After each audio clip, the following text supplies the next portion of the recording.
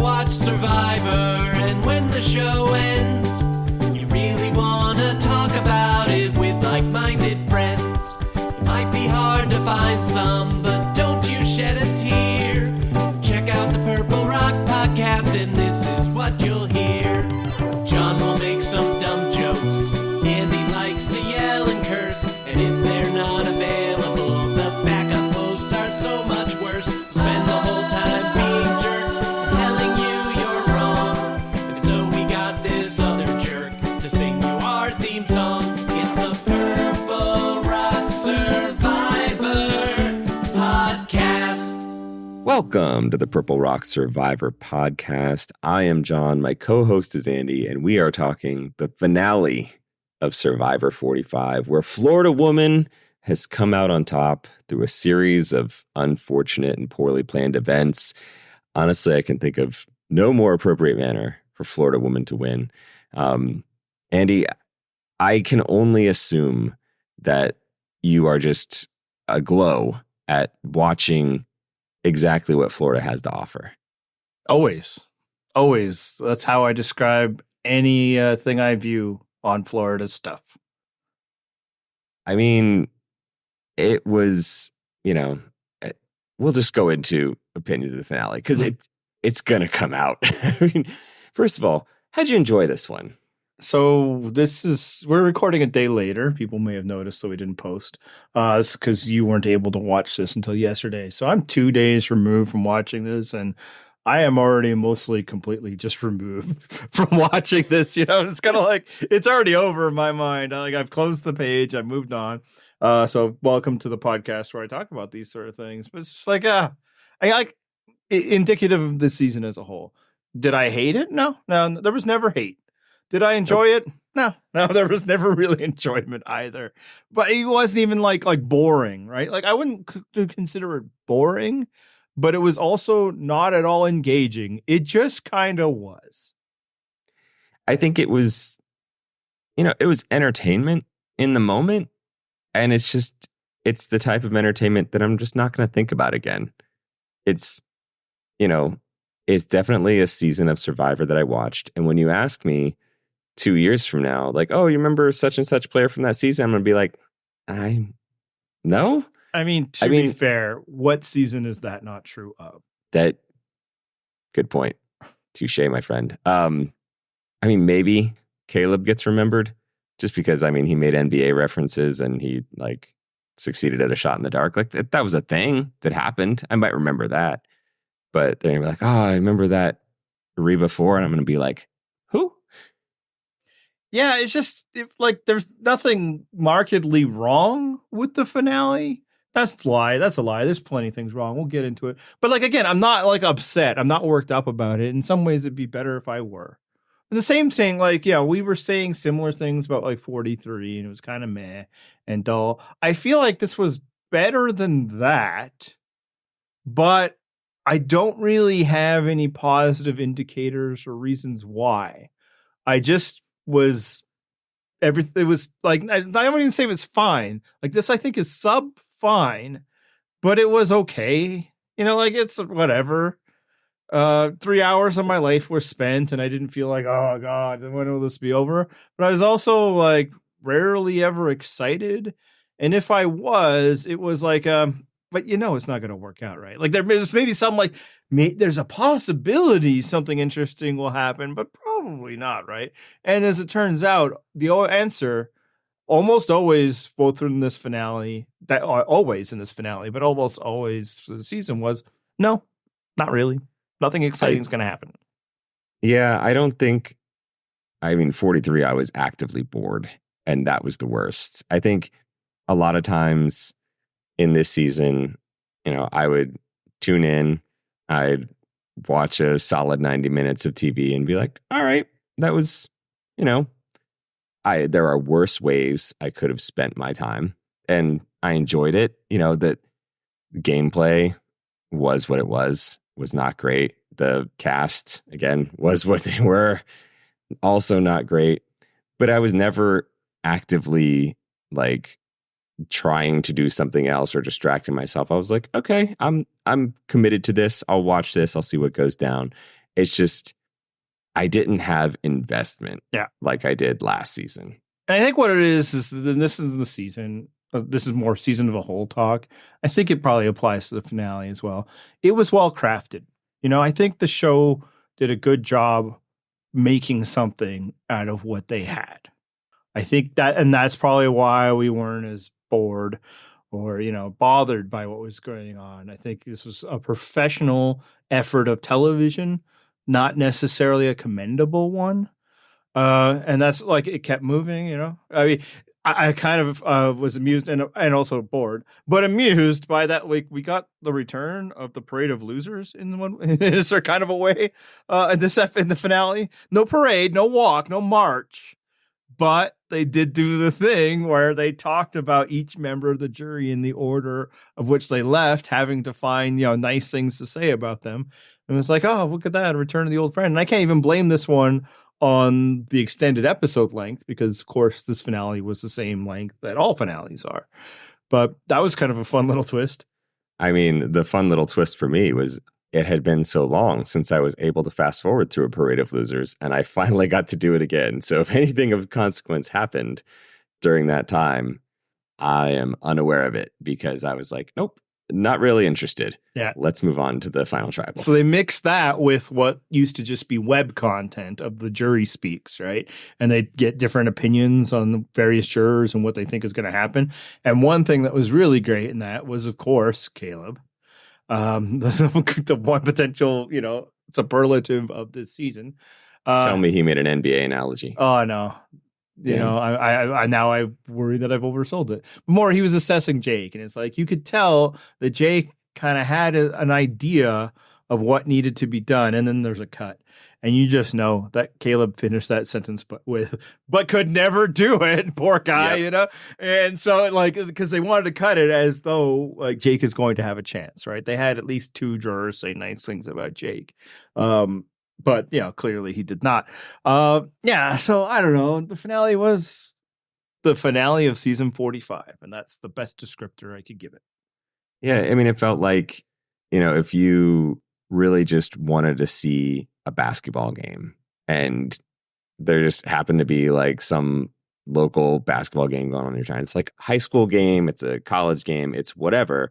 But you're like, I'm not invested, but I just really want to see some basketball. And you just go watch it and you never think of it again, but you went and watched a basketball game and you're like, oh, okay. That was the experience that I was going for. That's actually a good analogy, because we have like a semi-pro team in the city I live, like kind of did like G Leaguers, that sort of thing. It's summer type play.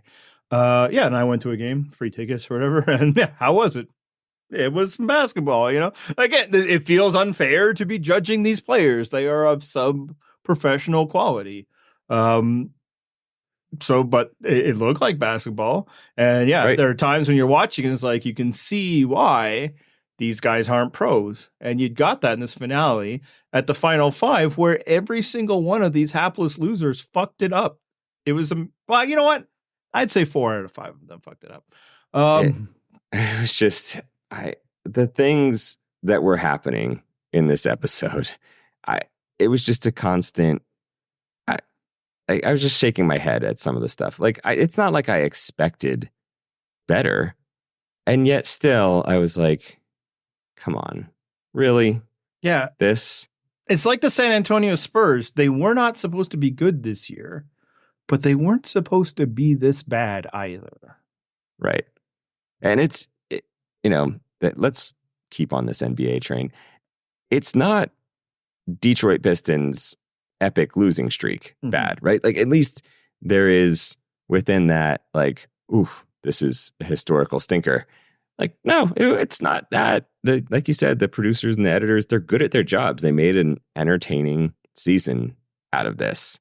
And I feel like people, in the comments keep thinking like we're shitting on this season. It was so terrible. It's like, no, I mean, it's fine. Like, it's just, we're not showering it with praise because we've seen Great Survivor, right? We've seen those pros and we like that shit. They're good at Survivor and they make it fun to watch. Like if I'm going to a basketball game and LeBron James is playing, I'm way more invested than some guy I've never heard of in a G League game. Yeah, and there's a lot of G Leaguers on display here. And yeah, Yep. and I do think like a lot of the counter was, yeah, okay, so it's not good gameplay. But, you know, you can also enjoy, like, that's not the only thing enjoyable about Survivor. In fact, maybe even modern Survivor is less about gameplay and more about the personalities and all of that. And the counter to that was I did not find the people of the season particularly engaging either, right? In fact, a handful of them were actively annoying. So, yeah, to that point, like, I am the type of person that, you know, if the gameplay is not great, but the personalities entertain me, I'm on board with that. Like, I will watch that and be like, all right, this is honestly at least pretty funny, if nothing else. This just wasn't that. Yeah, and I almost wonder if like what we see in this finale is like what happens when like the most strategically inclined player was voted out the episode before. And I don't, you know, this is a thought I just have right now, and I really don't want to give that kind of credit to that guy. But woof, man, that final five. We see them now left to their own devices, the other members of the Reba 4. And like I said, actually Austin played it fine, you know, because ultimately he wanted Julie gone. So, hey. And in fact, I haven't read any exits, but I wouldn't be surprised if he broached that subject to Katurah at some point so that she knew, you know, because she says that, like, I had a feeling there might be a vote on Julie. I bet she knew that there'd be a vote on Julie. But yeah, no, the rest was bad. But, you know, before we get into that, just kind of give a sense of the finale. I was wondering, this is a question I put in there. What do you think the best move made in this finale? So we got like, what, 2.5 hours of gameplay, probably, maybe just over 2. I didn't count it. Do you have a best move? Which, should be noted, does not necessarily have to be a good move. Right. It's a good point. I mean, because you're definitely grading on a curve. Damn. I mean, nothing leaps to mind right away, which in itself kind of gives you an idea of what we're talking about here. The one thing I was like, you know, if nothing else, like Jake saying, I'm not going to be able to outrun anyone. So I'm just going to walk my sweet ass and like commit to memorizing like for my one shot, right? Yeah. Like, because I'm not going to outrun these people. And I was like, you know what? That is accurately assessing your strengths and weaknesses. And I'm like, okay, I'll give you credit for that. And it worked. And we've seen actually something like that work before, not to this degree, but I believe in Token Genes. Steve Fishbach doesn't rush all the way out there and rush back and see how many things he can get. He stays out there until he's memorized all, I believe, 10 digits, I think there might have been, or 7, whichever. And then he gets it in his first guess and wins. That's basically what Jake's doing here. Is I make sure that I only take one trip. I'm not. Are you that guy with groceries, by the way? Are you like a one tripper or no? Oh, just like carrying it all in your arms with no shopping cart? No, like from the car to home. Oh, definitely. You scoop up all the bags, of course. Not me. I'll just walk the extras. I could use the steps. It's fine. No, I don't like to strain the muscles. I don't want to like worry that I'm going to drop something. Well, see, this might be so why I am the I've Jake been nursing an injury for months, and you're fine. No, I am definitely not. But that's unrelated. Yeah, no, okay, so there you go. That's your move, and you know it paid off handsomely for Jake. He finally got a W that he proceeded to throw away. Yep, turn that W into an L real fast. Yeah, I think the best move made in the finale was D taking Austin to the final 2. I mean, sure. This is what I'm talking about here. That I mean, ultimately, sure is the right reaction. I still think it was the best move. I think not giving Austin that moment to shine in front of the jury might have won her the game. And you know what? In real time, as I was watching that, I was like, who fucking cares? Because, this, with hindsight, I realized my error because I'm watching and I'm thinking like, no one cares if Austin makes fire to get himself. Like, who gives a shit? And D could just say like, yeah, well, I put him there because I wanted him to take out Katurah.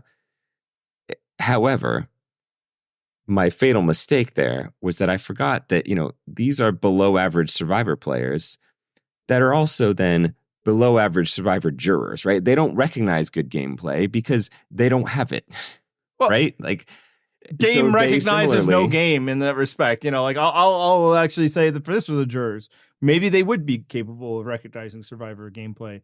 Were there any on display? That's fair enough, solid argument. But yeah, I think I was expecting that everybody's going to be like, well, they'll hear that Dee kept information from Austin and the reverse was not true. And they'll be like, yeah, well, then obviously Dee is the better player. And I couldn't believe that it was fucking close. But then again, when the votes were read, I'm like, oh yeah, I forgot, like these people aren't good Survivor players. Like they just may not recognize what good Survivor gameplay even is. Yeah, no, I mean, at the time I also like whatever, but given that it was like a 5-3 victory and like, do I know that would have flipped the vote? And I'm not going to go through like the various jurors. I don't know, but it's good that she didn't leave that to chance, right?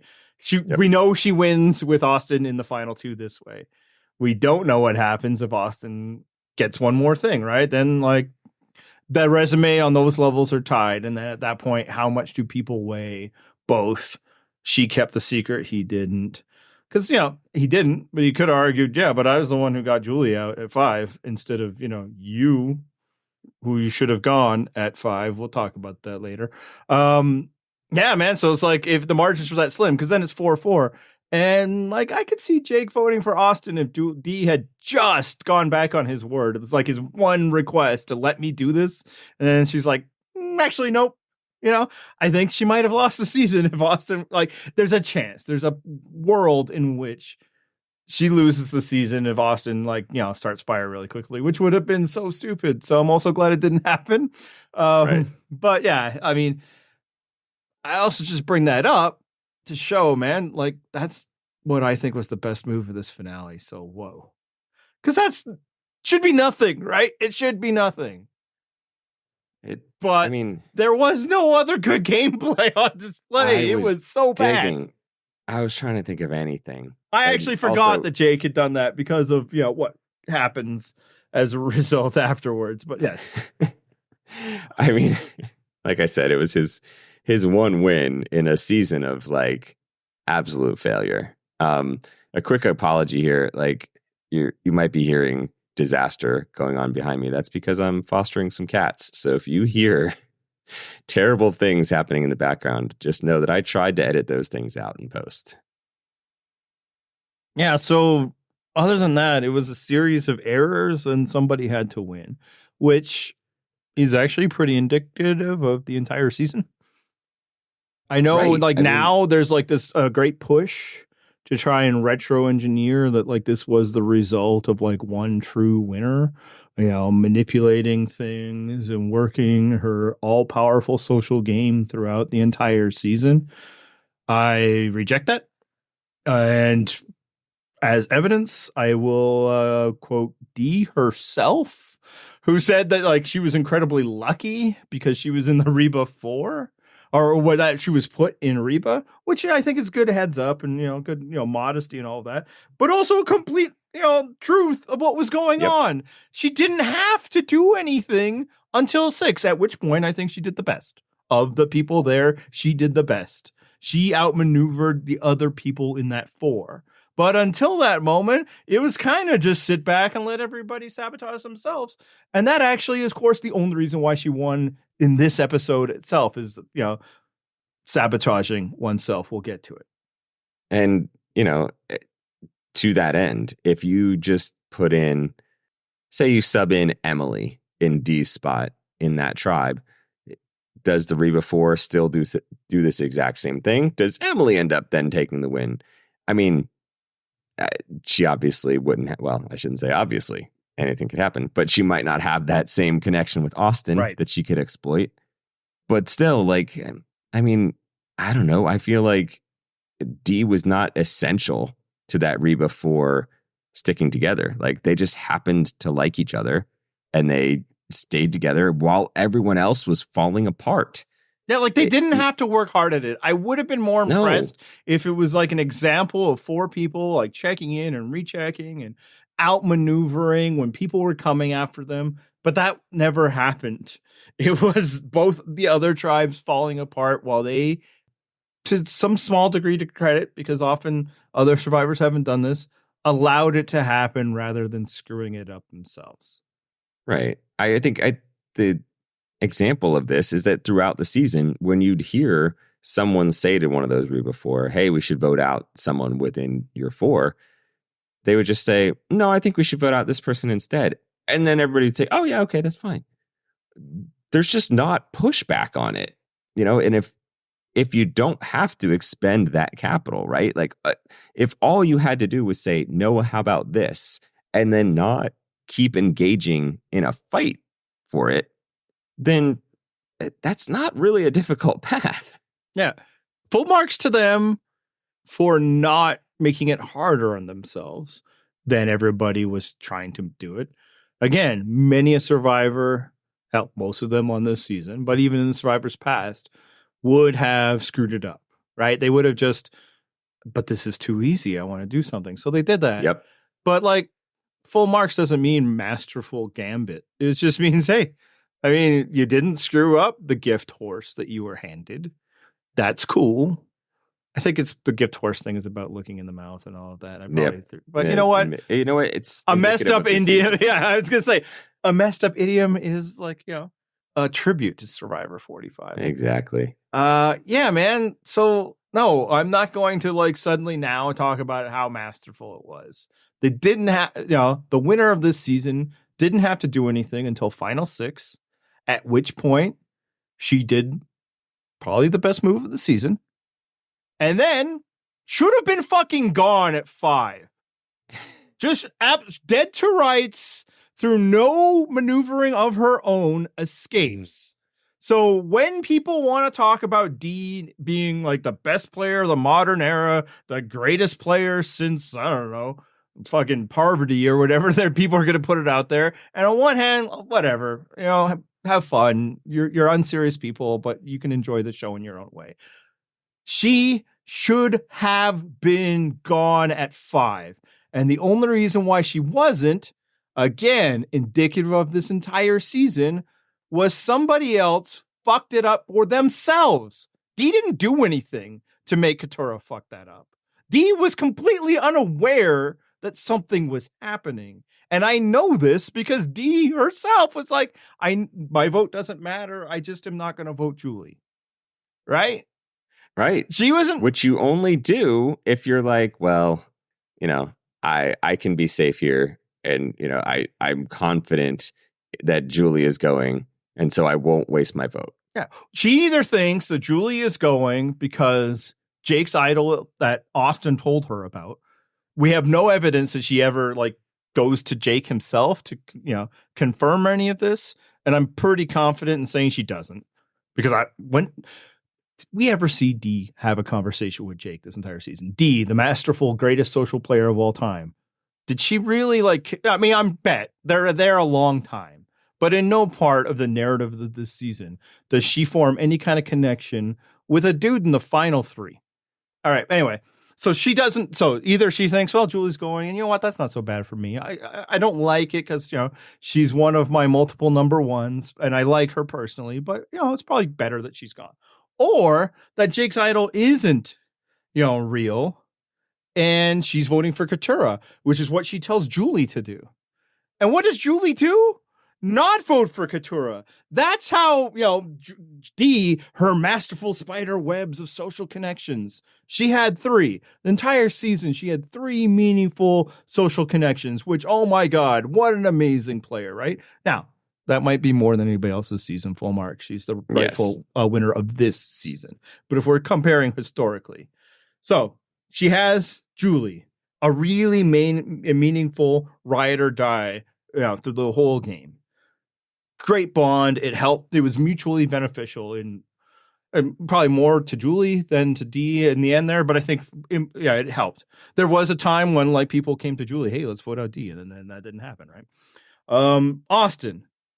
I am a little loath to be amazing social game when it's 2 young people had the hots for each other. She gets credit, and we'll talk about more of the way she handled it. But I think people are giving too much credit. Like, yeah, when you're saying you replace Emily with D, it's like, well, again, how much role does just being attracted to somebody? And it's mutual. She wasn't just leading him on. And you say, well, it didn't hurt her. It almost did. Katurah does this move because she spent the night before hanging out with Austin too long. And now Katurah is worried that this is an unbreakable two that she has to go after right now. So, it actually almost did cost Dee the game. It should have cost Dee the game. So, but she has that connection. Austin isn't voting with her. Julie does not vote with her. And her third connection is Katurah, the person who creates the plan to remove Dee from the game. So I think this has happened before, where just the Survivor fan base, because a player on the show talks up their social game, then parrots that, and they're like, well, so-and-so had a great social game. But sometimes you will see people talking about their great social game, and the editors are doing that because there wasn't necessarily a great one.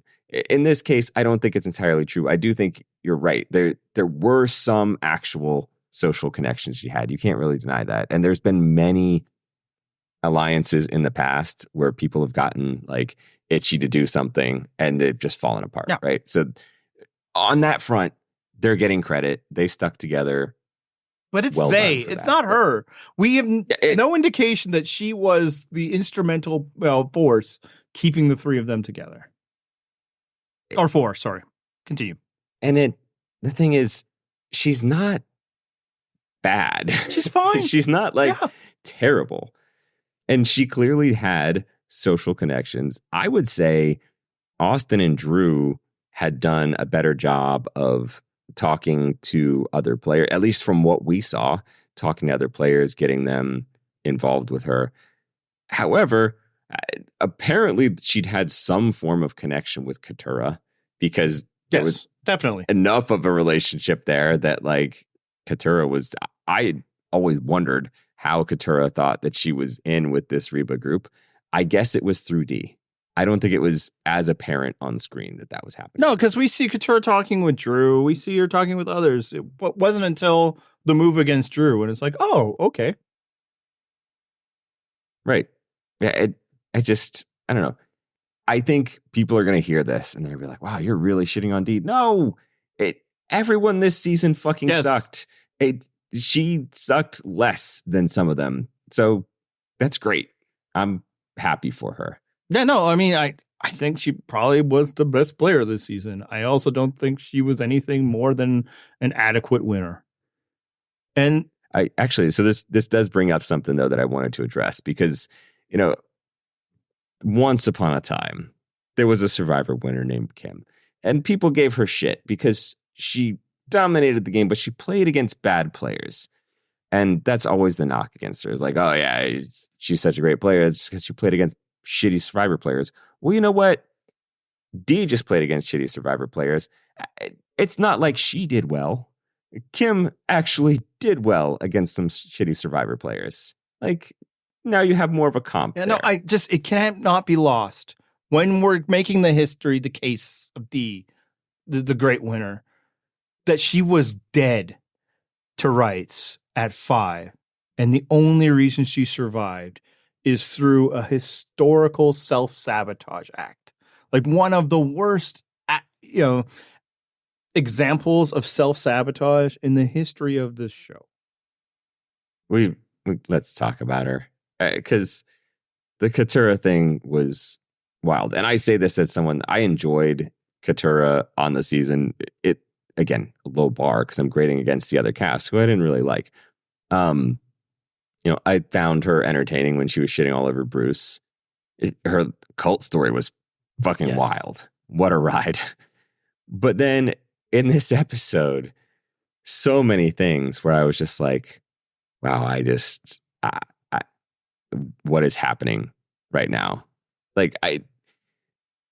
As you said, this ends up being essentially the most consequential move of the season. And thus, I think you can say that she might be the most consequential player of the season. Also low bar. I think the thing that, I know you're going to want to get into her decision at 5, I am thinking more about the fact that she, when talking about going into a final tribal, is talking about how well she did at hiding her game. And I was just like, what game are you playing? I don't, that shit needs to stop. Like, you are not going to garner praise for saying that you played a game that is not the game you're actually playing. I'm over that shit. Just stop casting people who think that that is the way to win. Yeah, I mean, it is a tricky thing because obviously you need to hide aspects of it. If you're too obvious, people will vote you out. You know, much like, say, you're obvious with your showmance, and thus somebody's going to vote you out until they change their mind literally at the last second. Yeah, no, I think Katurah was absolutely the most consequential player of the season, and not just because she is solely responsible for Dee winning it. I think from the Caleb vote on, the shape of this season took the path that it did because of Katurah. There are other aspects, but she was the biggest part of it. And, you know, the Caleb vote at the time we said it and we were right then, completely understandable, right? She had to take a risk there and it's early. But what we also said is she probably just threw away her best chance to ever be in some level of control of her own fate in this game. Right. That was, from what we saw at the time, her most significant ally, or her best chance at having a significant ally. And you could, yes. And in her mind, probably, no, I got one. See, I got in. No, you didn't. We're talking about somebody who listed multiple people as their number one, and you weren't on that list. You know, you did not have a significant ally in D. Yeah, you had more than one chance to be the number one, and none of them were you. You were just a useful. You know, I'm not going to say idiot. That's not true. That's just the phrase. But you were just useful to her. But it wasn't two ways, you know? When the time came that Dee now decided that you were threatening, which, I mean, at that point, like, it's got to be someone, right? The truth was probably neither Jake or Katurah are threatening, but Jake is less threatening. And you know what? We have no reason to believe she was wrong about that, right? We know how many votes Jake got. I'm confident that Katurah would have gotten the same amount. Yes, except minus you know the fake vote, you know, that Caleb casts verbally. But yeah, so like that I'm not gonna hold against her. Like whatever, yeah, they weren't wrong that Jake was seen as hapless because he was. But yeah, no, she never found a meaningful alliance. So that tilts, you know, things a bit to Reba, but it is still just 4, right? It's still just a Reba 4. But from that moment on, what also helped shape the game the way it is, a way there could never be any kind of counter maneuvering. And obviously, some of this is also because of the game and the various little fucking twists and stuff, and we'll get into that. But was her intractability. The fact that Katurah was never, ever going to work with Bruce on anything, not a self-interested, one-time type deal, meant that nothing could ever be done. Nobody could ever, you know, cobble together some kind of, you know, one-time counter thing to like, hey, there's 4 of them and, you know, there's a scatter amount. And I'm not like, that's not just conjecture. Like Emily said, like, how do I form like a counter against these people when I have to work with people like Katurah and Bruce and Jake? These people can't work together. How can I trust them to work with me? And it was entirely like, we saw that Bruce was willing to work with her. Like we saw it. It cost him the game, right? She was not. She had just decided, no, I'm not doing it. And thus we got the game that we got, which was incredibly uninteresting. So as a result, I think she was the most consequential player of the game. And it just kind of gave me a thought. And obviously like her destroying her own move, which she had laid out, was essential to her having a chance to win. She knew in ways that the other players didn't, in the ways that Jake didn't, that Dee had to go. Yeah, and yet, when presented the opportunity to take out Dee, she backs down at the last second. And this was just indicative of a game all season long that was only worried about her short-term survival, What's going to help me move on? Well, I better just go blab this news. I better not risk rocks, which again is a largely understandable decision, but it did cost her. Yeah, that one's fine. I'm going to go tell people what this is going to, as soon as there was the hint of a move against the Reba, she multiple times went and told them about it. Like, it's not just when, they were trying to, blindside Drew, and she's like, don't tell D because I want, this move needs to be ours. She did it when, the Kendra vote out too. Kendra was talking to Katurah, and Katurah runs over. It's like, they're good, D, Kendra's talking about you. So it was always short term. What do I need to do to survive? Ironically, for a player who was never really in any danger short term and never long term, what do I need to do to ensure that I have a way to win at the end? Even at the final fucking vote of the season, she couldn't put, her short-term fear aside for, I can't even call it long-term gain, right? It's literally the day before, right? It's like, survive this and you have a chance to win. If it doesn't go the way you need it to go, you don't have a chance to win anyway. So there's really no downside other than leaving at 5 instead of 4. But she couldn't do it because she couldn't trust that they would go her way. And it made me think, and I am generally loath to psychoanalyze from the couch. It's a bad move. It's a bad idea because what we're given is not a true representation of these people. And also, I'm just a fucking dude, right? I don't have psychology degrees, but I'm going to say it anyway. And I'd like to think that maybe I would have thought this, even if I hadn't heard just the horrendous, but also amazing history that she has. It strikes me as somebody who is completely used to having to do everything for themselves and unaccustomed to having anybody help her do anything. Because every time of the move where it required her teaming up with somebody else for mutual benefit, in the end, she was just like, yeah, but I got to do for me, though. I don't know. What do you think?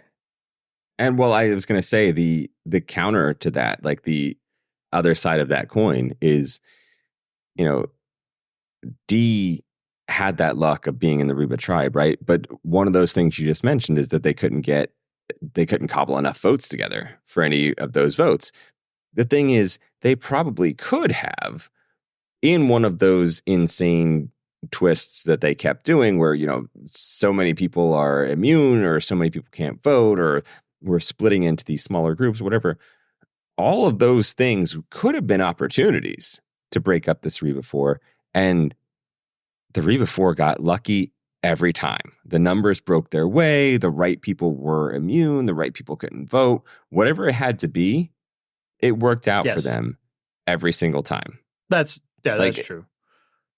These things could have happened without Katurah because the show did some wild shit that I think is honestly too much. Yes.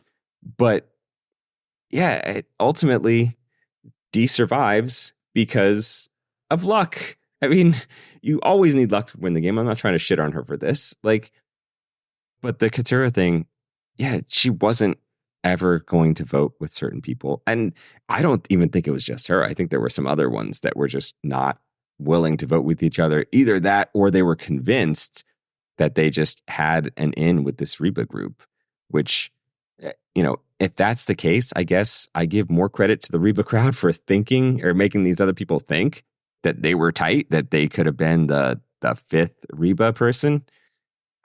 Maybe. I don't know that I necessarily saw that on screen other than Emily, but she thought she was a third and not a fifth. I mean, Katurah literally says that she thinks she's the fifth in one part. Right. And I guess, yeah, kind of. Sure. But what does that mean?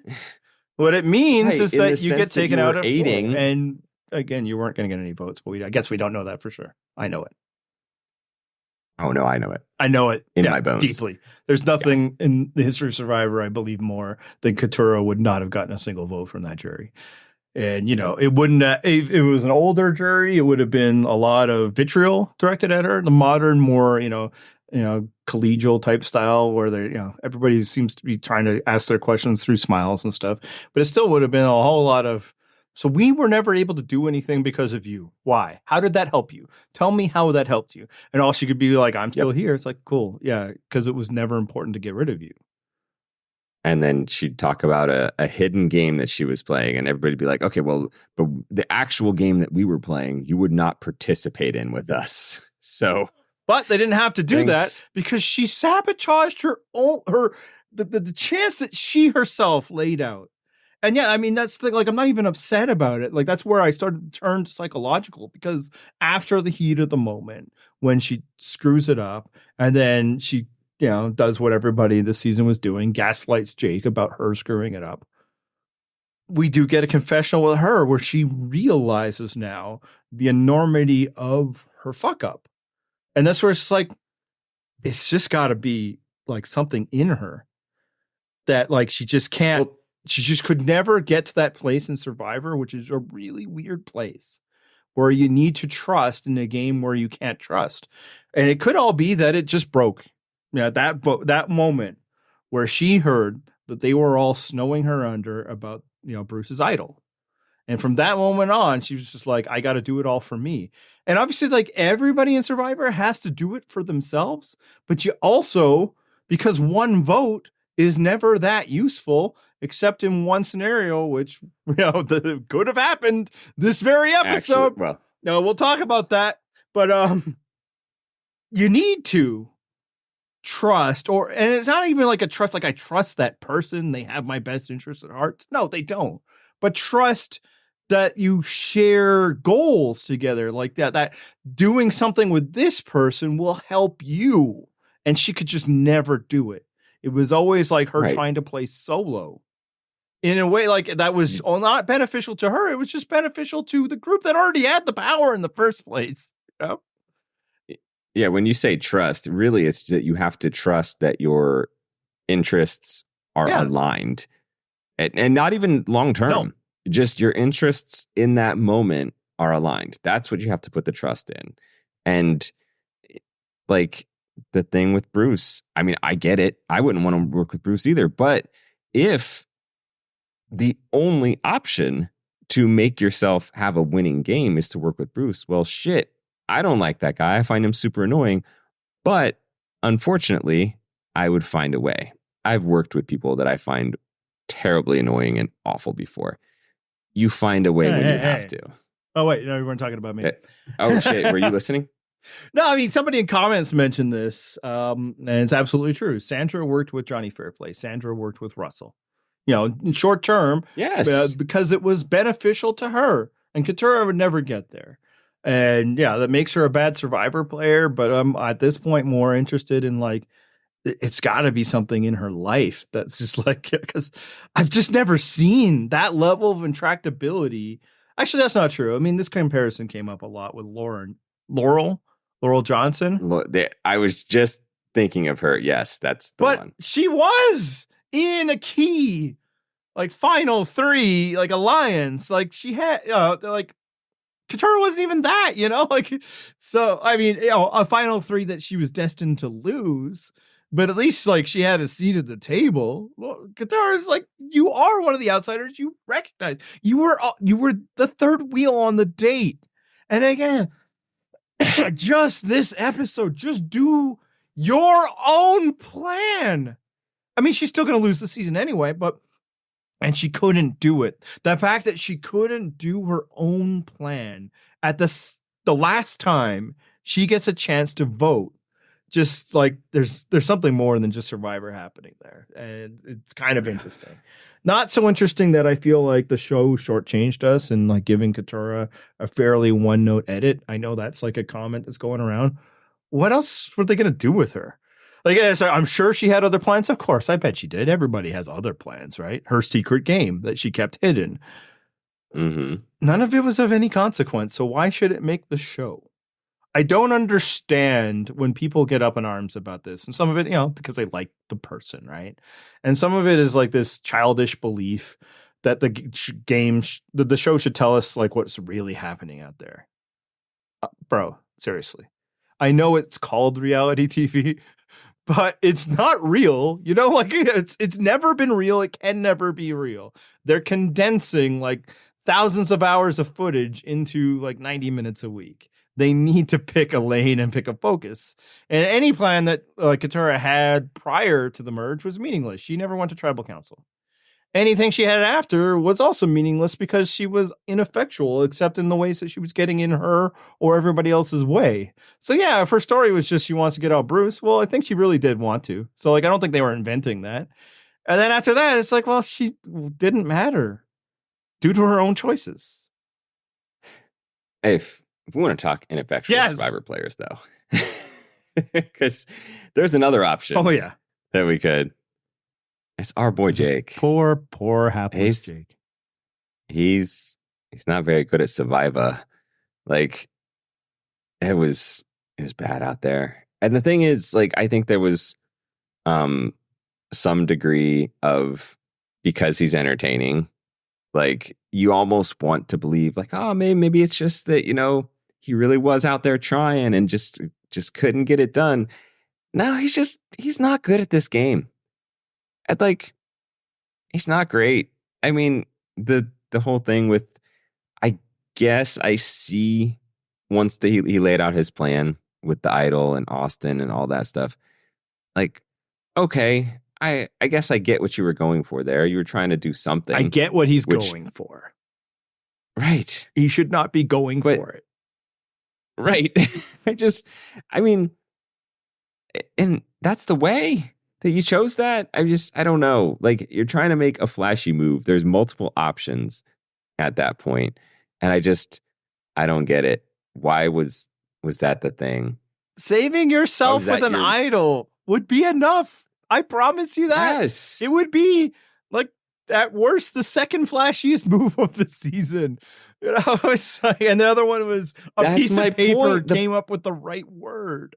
It would have been enough and you'd still be there and the person you wanted removed would not have been. Now, without Katurah stepping in, it would have been the wrong person, but still. Now, I still think Julie probably beats him in the end too, but it's more likely that Julie doesn't make the end than it was that Dee does make the end, right? If you're ranking who's more likely to win the final challenge, Dee would rank ahead of Julie. Just scoreboard, right? She had already won 2. You don't know what the final challenge is, obviously. And it's past sim motion. Anybody could win it. I know that because Romeo did. But still, all you can do is the information you have. And again, Katurah laid it out. Dee is more likely to win the challenge. We could probably get Julie out next. Yeah, man. And I will still hold to some degree and absolutely could just be because I like the guy. That on a different season, he might have been able to participate in stuff. In a different season, there would have been people willing to do stuff. I don't have any reason to believe, though, that the stuff he'd want to do would be wise or good. If he had a different running partner, again, if he could have saved Caleb, then Caleb could have been all right, I love the enthusiasm, Jake, but, and I'll also say that as the ball keeps rolling and it keeps getting worse, it probably puts Jake in a position where it's I got to do it all, the phrase doing too much is what he was doing, right? Is maybe because it's well, that's not enough. I need to overcome everything that's gone poorly for me up until this point in one move. That's all I could do. And it's I don't think that maybe because again, I don't know, even if he just would have gotten rid of Julie, or sorry, if he'd gotten rid of Dee at that moment. I don't know if he wins, Austin was received a lot better by the jury than I thought he would be, right? Yep. Which we can get into later, but it still would have been better, right? Oh, Jake. Well, and that's the other thing too, is that, I think seeing how Austin was received and then, Dee not being there to say oh, actually, here's the information I kept from him. And I think she wouldn't have said that to the jury. I think she would have held it down. Exactly. Is she going to say that as a juror? Probably not. No, and that's she's not going to throw him under the bus. There's at least 2 Austin votes guaranteed there, Dee and Drew.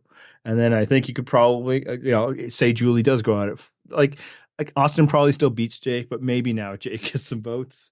At the very least, he would have succeeded in something if he had just done the simple thing of don't tell people I have an idol wait for them to vote for me because they almost certainly are going to. I know there's Right. like some chance they vote for Katurah, but they're probably voting for you. That's the thing, is you have a pretty decent chance that they're going to vote for you, right? Like, maybe there is some Katurah stuff happening there, but you could have absolutely gotten away with telling no one about that shit. That was an option. And then we know and you were just like that they were, right? We know, right? But again, for him, it's just Right. like, you should know, like, again, the most likely scenario is that they're voting for you, and thus your idol will be consequential. At the very least, the jury will feel it when you play it. But instead, you're like, no, I'm going to do, like, how do you know that they're going to vote for Katurah? With your whole thing. How do you know that they're not going to be like, well, if he's showing us like a smarter player? My whole thing about why fake idols don't work is it's like, if somebody tells you that they have an idol, then they're probably not playing it for themselves. They're trying to become immune without using it on themselves. So it's smart. They would have just split it, And again, maybe all they could do is split 2-1. Although this group, they could have probably easily had Katurah vote with them as part of the split, and just not tell her that there's a split, right? So her Katurah and Julie vote Jake, Austin and Dee vote Katurah, and you're like, that's how it should have gone because he blabbed that he had an idol. Like, I thought he was going to get his ass voted out. So congratulations that didn't happen. But it was a legit possibility. I was like, oh man, this is going to be hilarious if it happens. Yeah. Just the ultimate final L for him. Yeah, like worse than Bruce. And it's just like, yeah, man, like, again, like, I understand the frustration.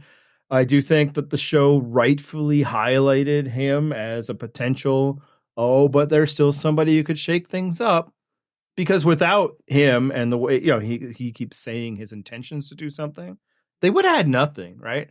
Katurah isn't giving that confessional. I promise you that. So it's just like they kept us hooked in, like, well, maybe things will turn out. And like, no, man. As soon we called it very early. We got certainly some things wrong, but a few things we got early. And, usually I don't like now love, like, I got to be the first on the scene with these because that's the way it'll lead you to stupid things like saying somebody has a 0% chance of winning. Can you imagine? First episode, we were like, man, this cast is stacked with losers. Boom. Nailed it. When Caleb went out, I was like, hey, I hope you guys are all excited now for that Reba 4 to just steamroll through the game. Boom, nailed it, And it was like, that's the way it was. And kudos to the show. Like I said, excellently crafted. That there's enough there. It's like, is this the week that somebody makes a move on the Reba 4? And by the time that it happened, it was just like, well, yeah, a Reba 4 made the move against the Reba 4. Exactly. The only people willing to make the move on the Reba 4 was the Reba 4. But let's move on to talking about the rest of them because there's still 2 of them that we haven't covered yet. Let's start with Austin.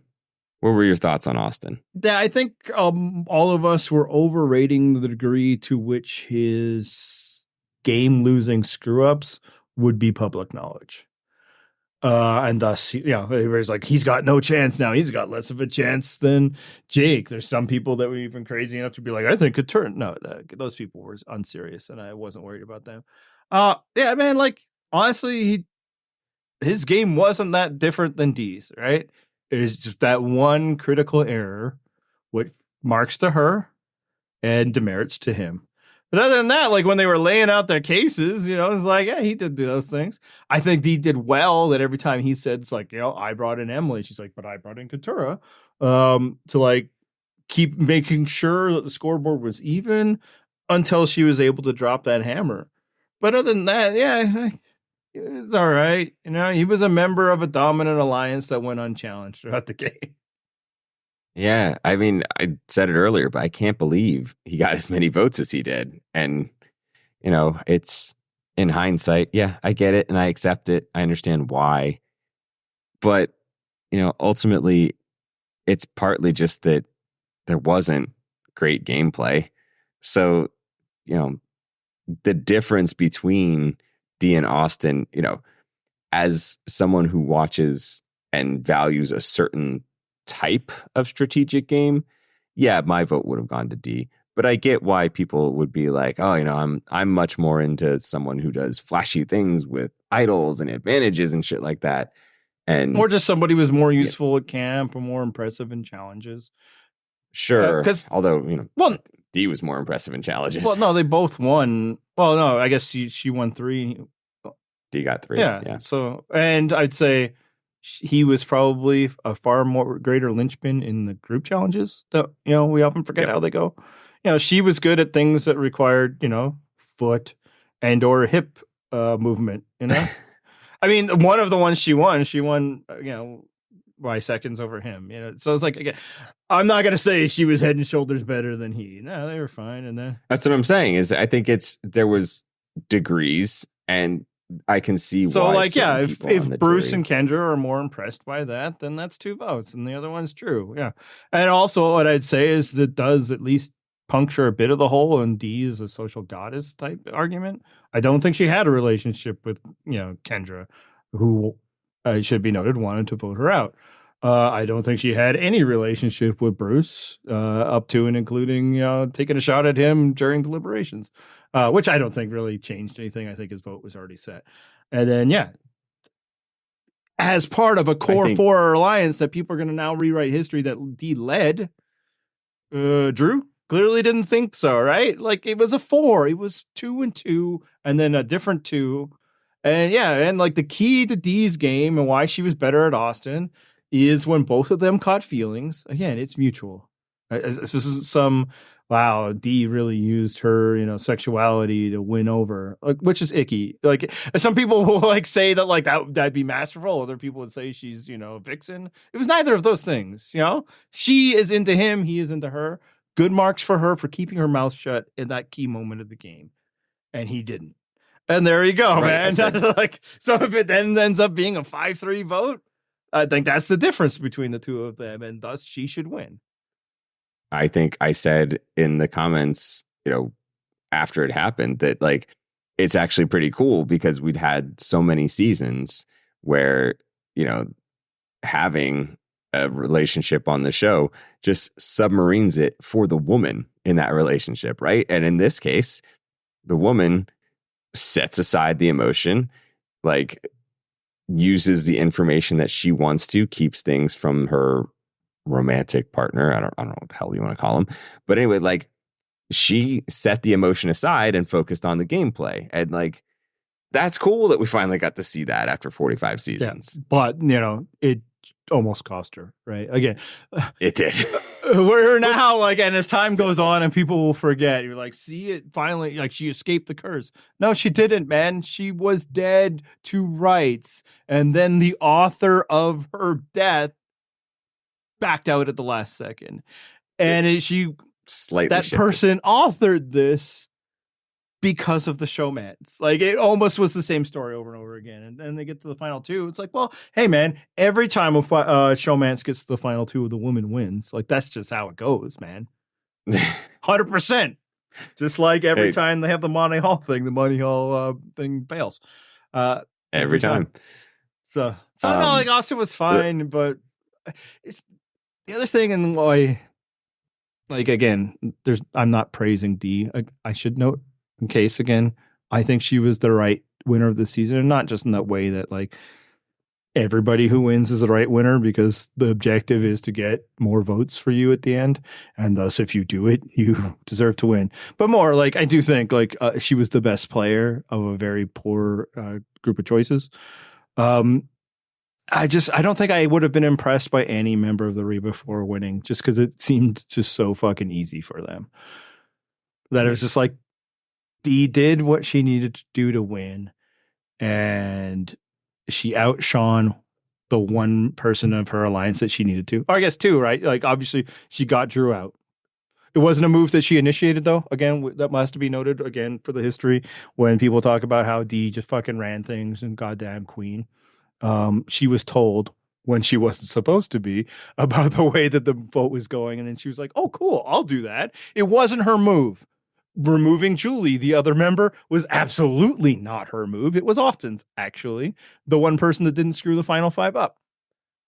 So So The thing she did was tell Julie what Austin told her and then lie to Austin that she didn't do that. And Austin was stupid enough to believe it.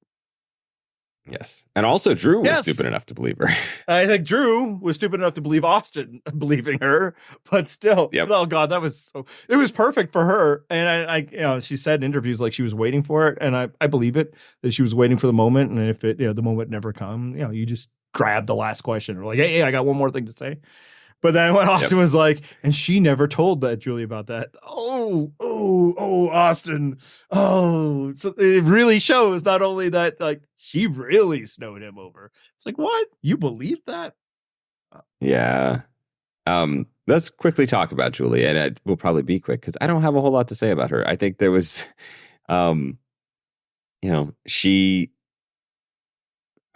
going into this finale, I was pretty convinced Dee was winning. Same. Like, we had a commenter who's named I'm Not a Robot who said this finale could have been an email. Honestly, that's how I felt. I felt like I was going into the finale assuming that I was going to watch Dee win.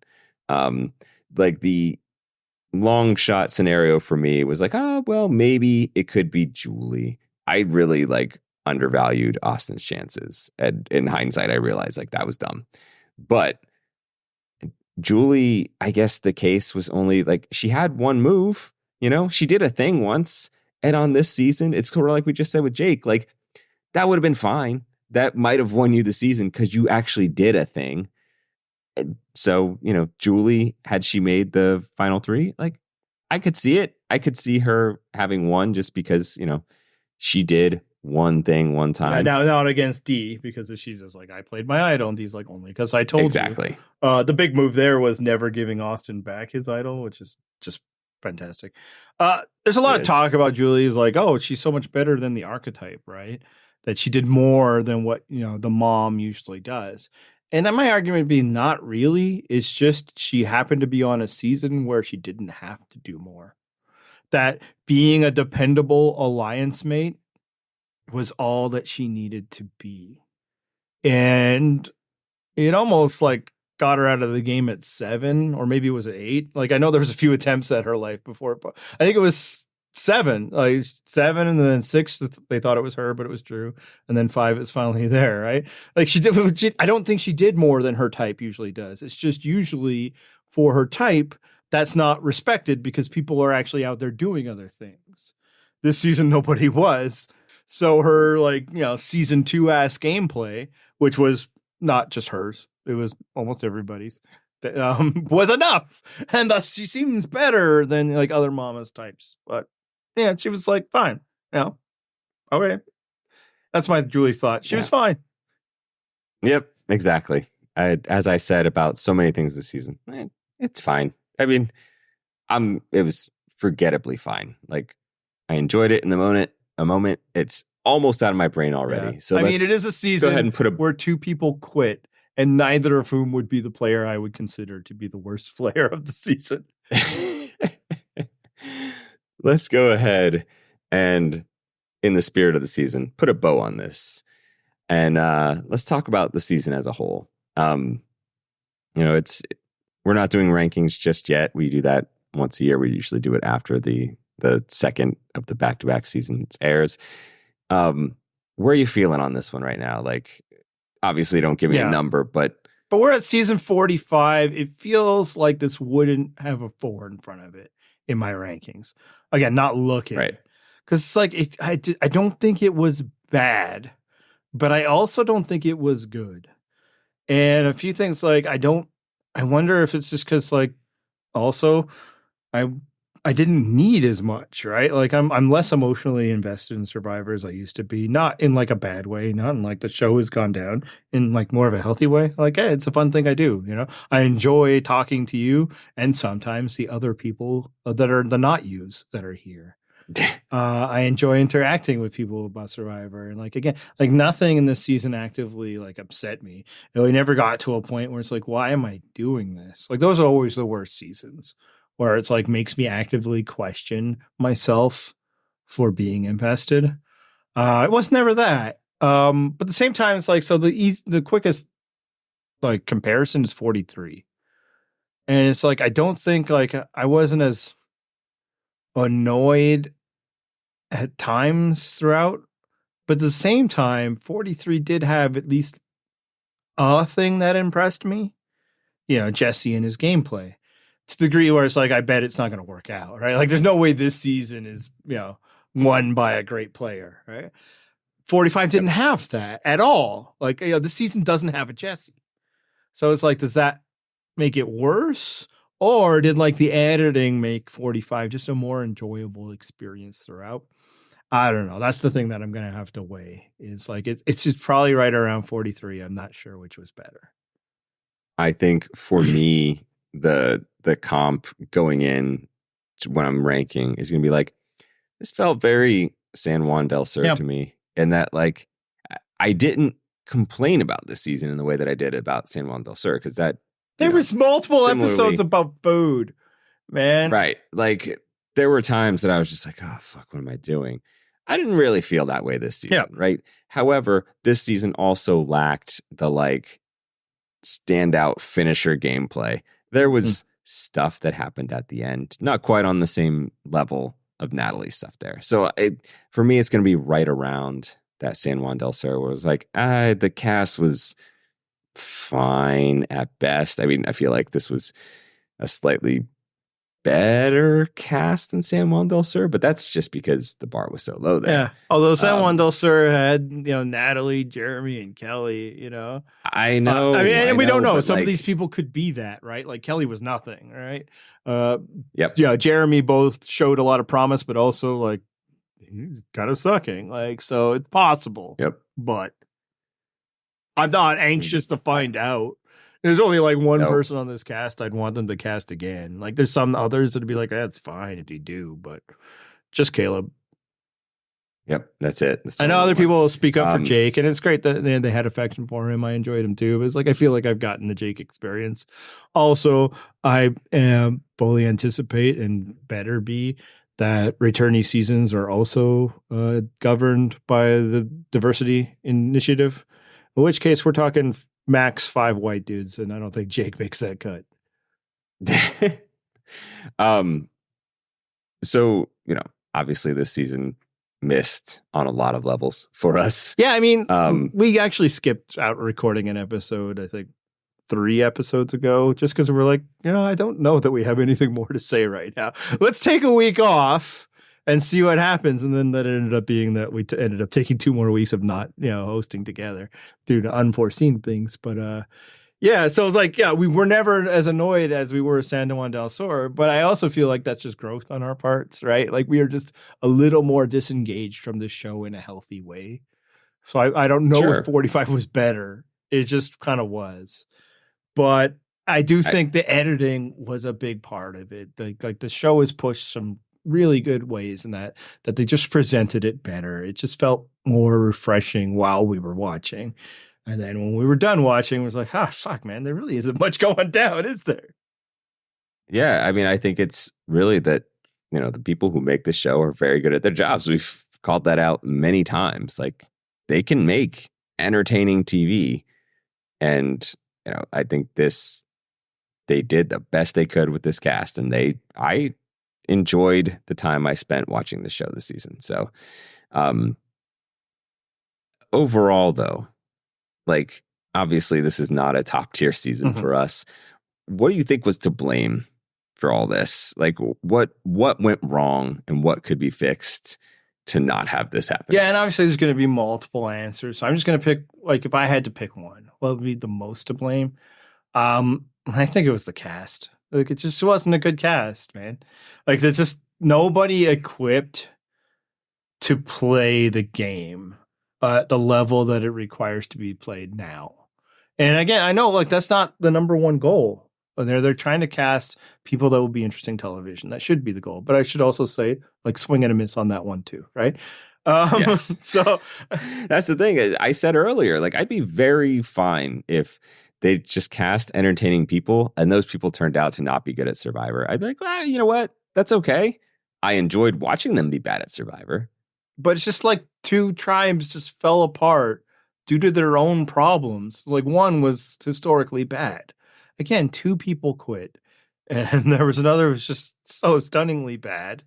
And then you had the Bellows, and that the thing is Bellows.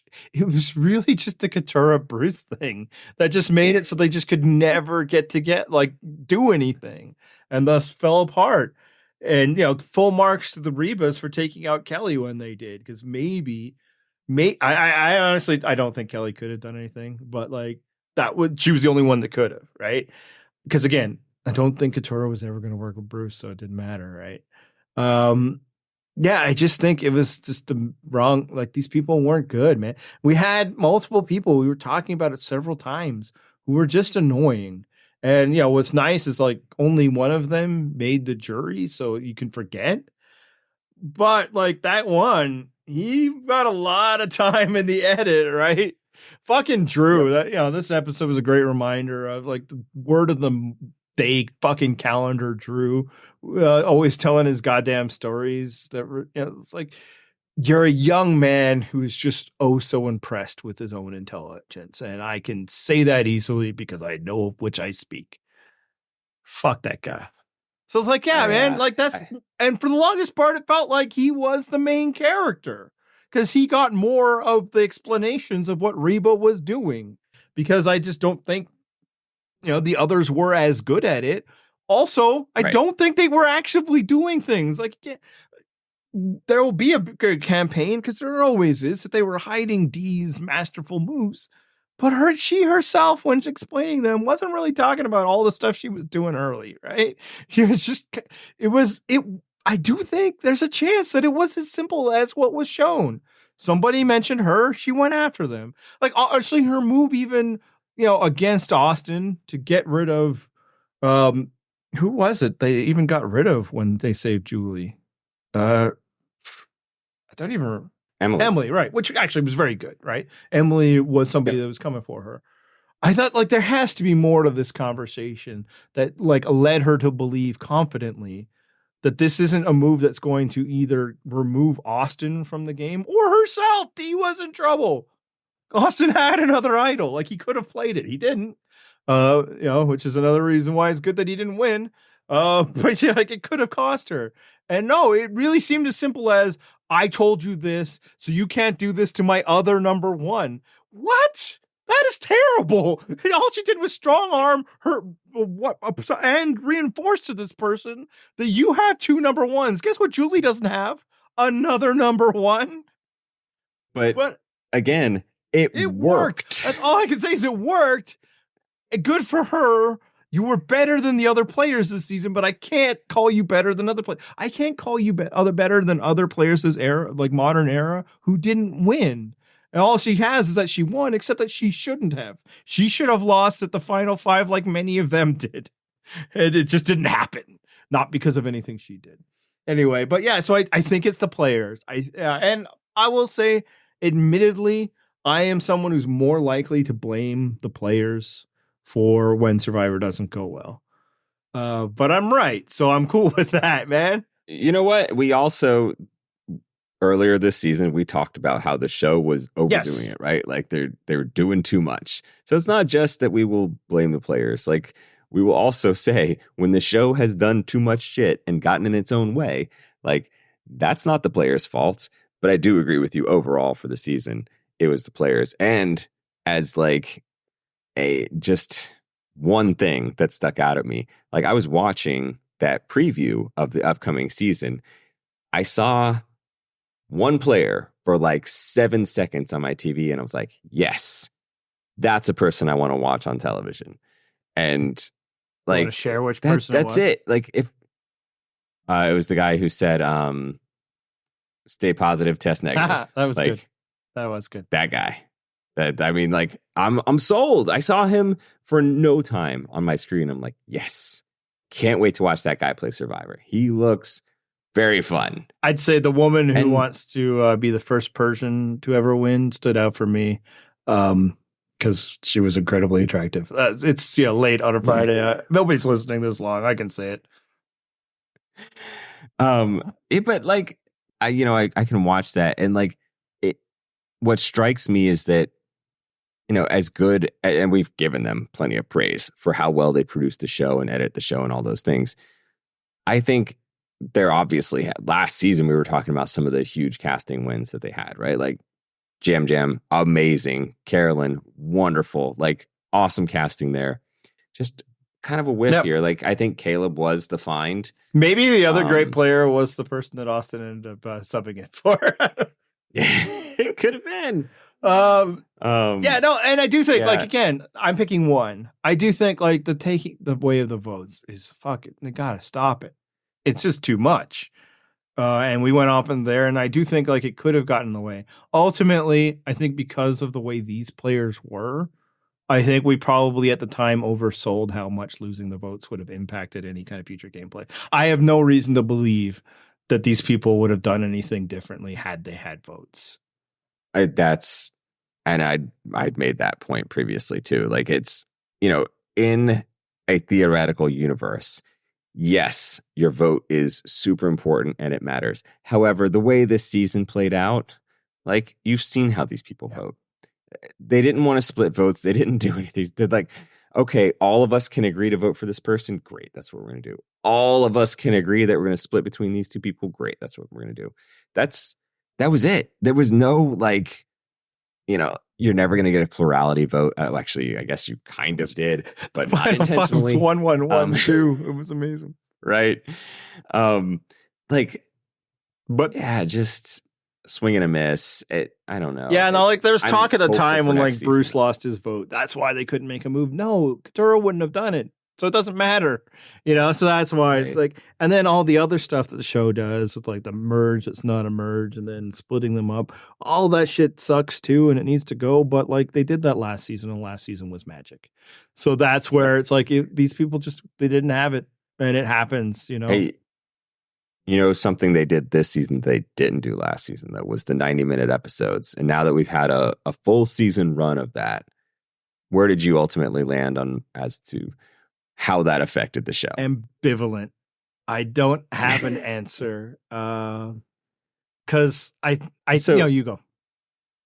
I mean, I think, this was not something that like Survivor was adamantly lobbying for. Like this happened because of a writer strike, right? Like this wasn't something that they were like, oh, we've got so many stories to tell. We need this extra 30 minutes. Like, no.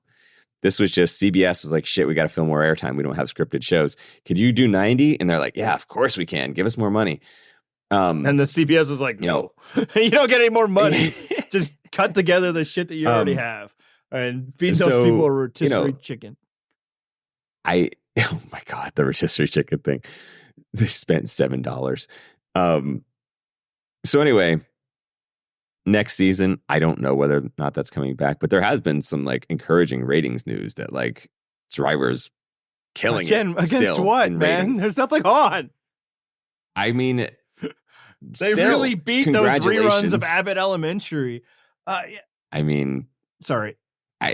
Good for them. It's like it's gonna keep this show going, which is great. That is great because you could have a hit again like last season.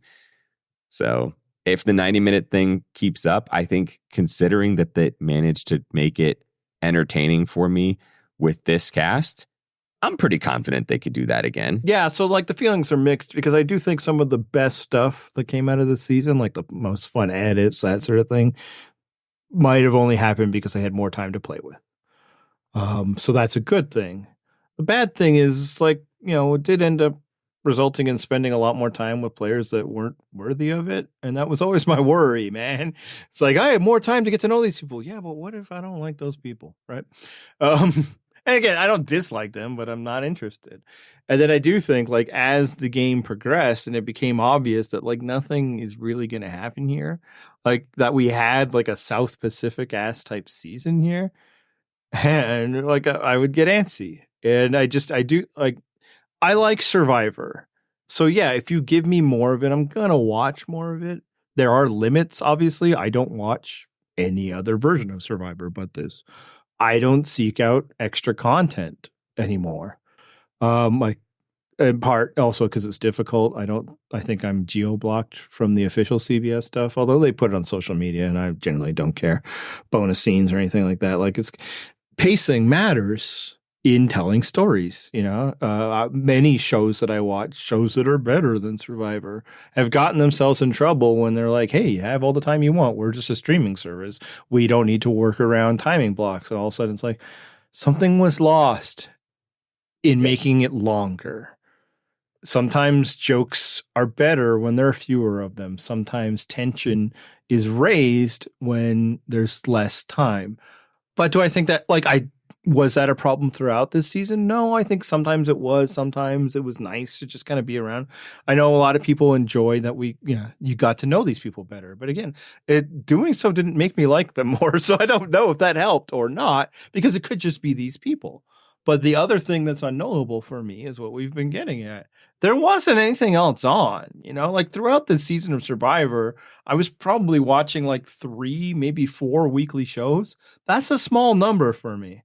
So having to dedicate, and again, people are like, it's only half an hour. For one, I'm old. How long do you think I'm staying up for?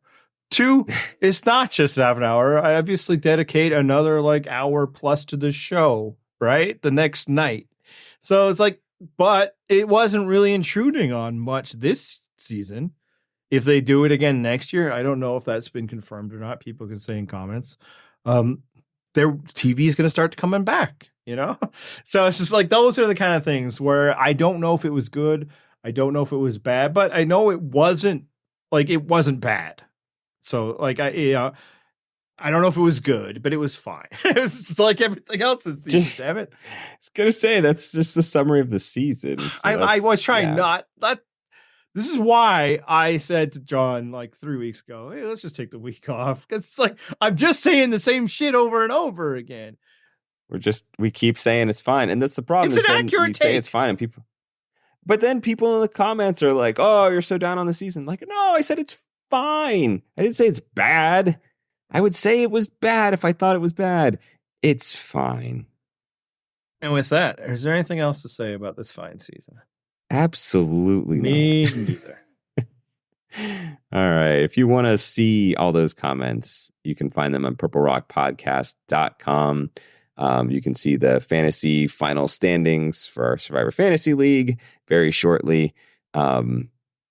Spoiler alert, the same person won 2 different leagues. So congrats to that person. And anything else, Andy? Just a thank you to everyone. This is in seasons past, I would thank users by their names, but that's because read them off. We could have that's because back then we had a report that would export. We haven't had that for a long time. But no, if you read our site, well, largely if you listen to our podcast, what's to read? It's other people's content. I'm just a fellow commenter there. We don't create other stuff. But if you listen to all that, I thank you.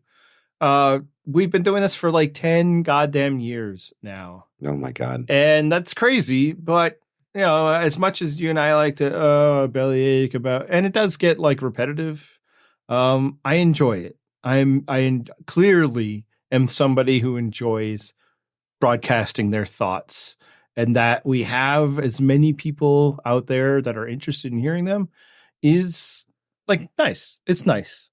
So thank you for being those people. Because if you're hearing this, you are just by definition. Yeah, I do not extend thanks to you. Only Andy does. No, absolutely. I don't appreciate you at all, actually. They've trapped you in this.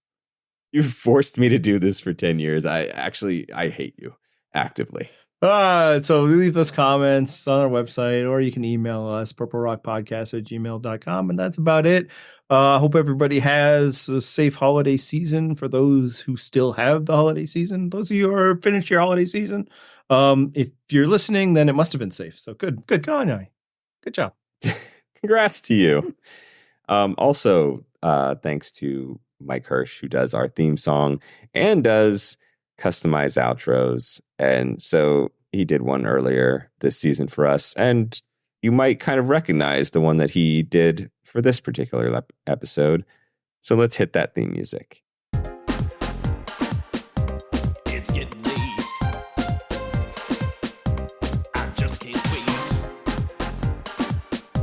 I got a date with my gals. We're going out. We're gonna shout.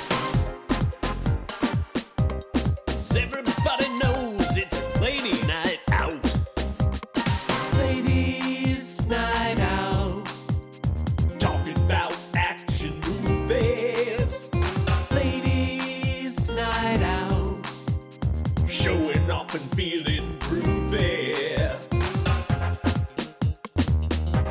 Fist bump. Burping. Flexing our muscles. Lady night out. Can't tell no lie. We're on a high. Fun with the ladies on a ladies night out. Ladies night out. Telling each other about our favorite sports. Ladies night out. Trying to humor the one gal who's divorced. Drinking beer. Show no fear. Peeing where we feel like it. Ladies night out. Ladies night out. It's a ladies night out. Ladies night out. Ladies night out. It's a ladies night out. Ladies night out. Ladies night out. It's a ladies night out. Ladies night out. Ladies night out. It's a ladies night out. Ladies night out. Ladies night out. Hey, lady with the thing and the things.